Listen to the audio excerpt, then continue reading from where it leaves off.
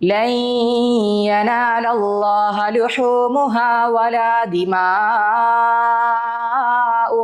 വലാകിൻ യനാലുഹു തഖ്വാ മിൻകും. അതെ, ലയ്യനാലല്ലാഹു ലുഹൂമുഹ, അതിൻ്റെ ഒരു മാംസമോ അല്ല എന്താ പറയുക രക്തമൊന്നുമല്ല അള്ളാഹുവിന് ആവശ്യം, ബട്ട് നിങ്ങളുടെ തഖ്വ അല്ലേ, വാട്ട് യു ഫീൽ ഇൻസൈഡ്. നമുക്ക് സഹിക്കാനുള്ള ഒരു കഴിവ് അത് മാത്രമാണുള്ളത് പരീക്ഷ. നമുക്കിപ്പോൾ പലയിടത്തും കാണുന്നത് ഈ ചാരിറ്റി പ്രവർത്തനമായിട്ട് മാറുണ്ടോ എന്നുള്ള തരത്തിൽ പോലും പല പരസ്യങ്ങളും കാണുന്നുണ്ട്. പക്ഷെ അതിനേക്കാൾ അള്ളാഹു പ്രാധാന്യം നൽകുന്നത് നമ്മുടെ സഹിക്കാനുള്ള ഒരു മനസ്കതിയും.